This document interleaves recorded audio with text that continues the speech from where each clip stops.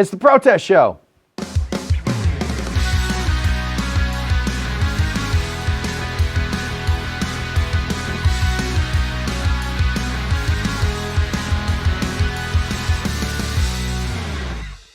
Ladies and gentlemen, boys and girls, welcome to the Idiocracy Banana Joe's Republic, episode 12 of season 2.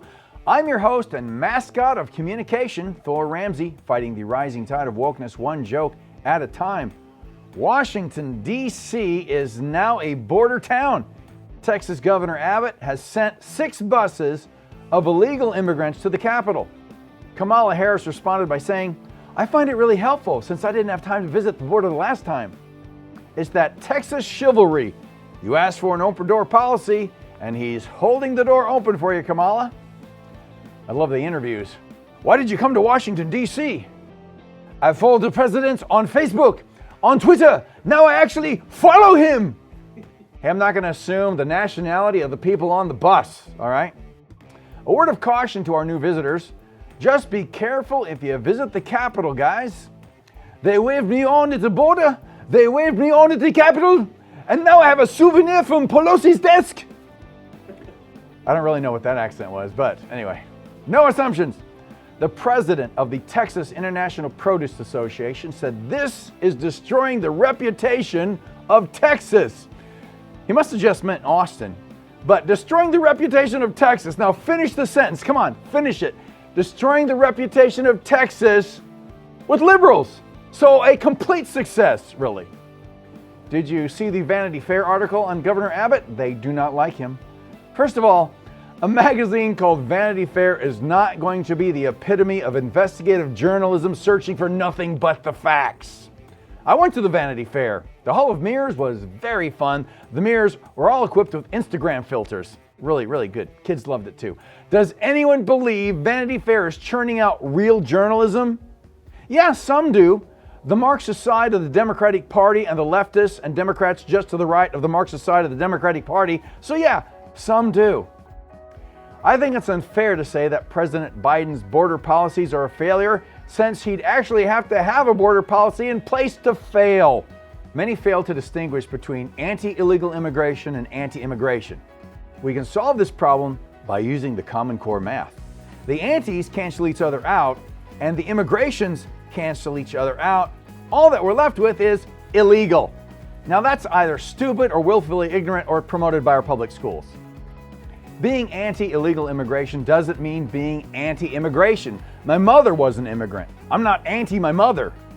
Well, my mother's not my auntie, but I'm my baby's daddy. It's confused with the relatives. But Biden hasn't failed to secure the border. He's just shortening Arizona and California. That's all he's doing.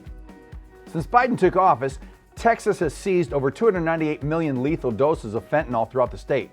Not all of it has been disposed of, but Hunter Biden is just one man.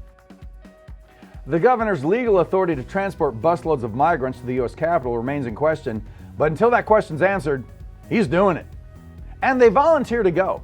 Of course, those buses are also hauling all that fentanyl out of state. Those French love their drugs. Vive la fentanyl!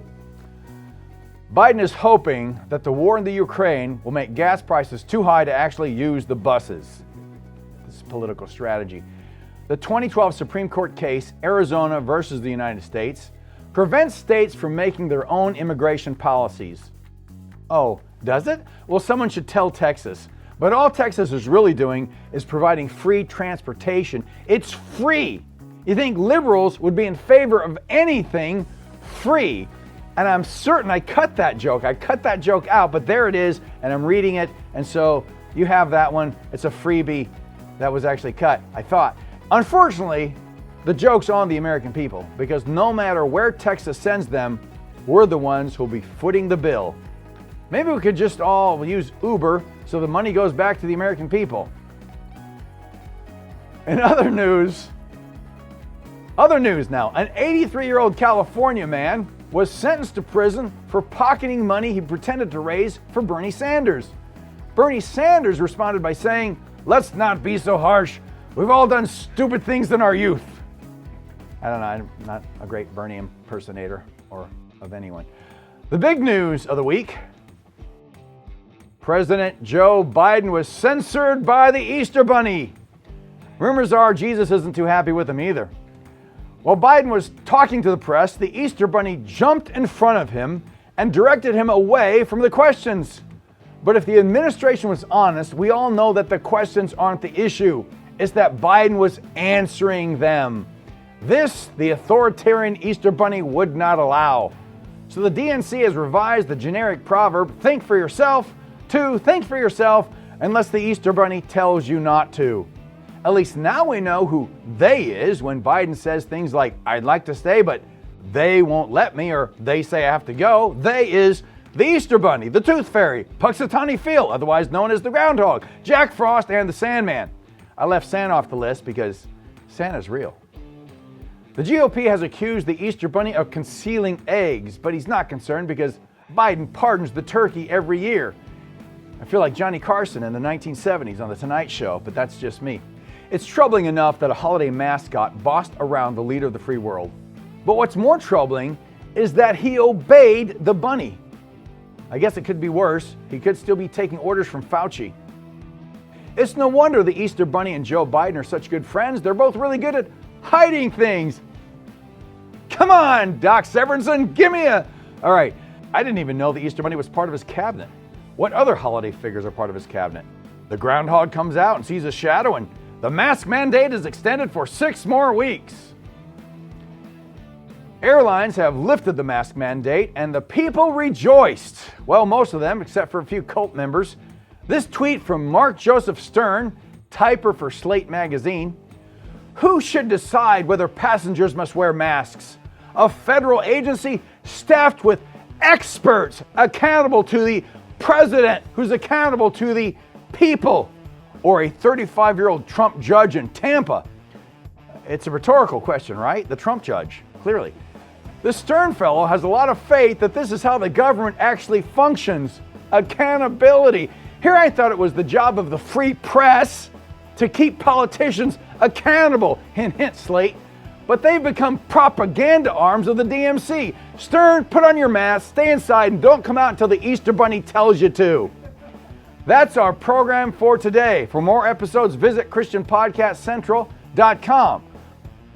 And that's our program for today a second time, because it's there a second time.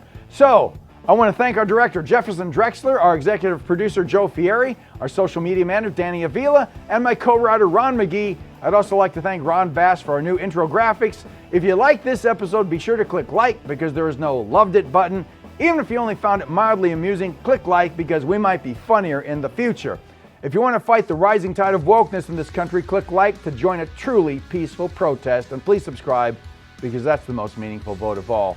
I'm Phil Ramsey, and I hope you're less woke, America.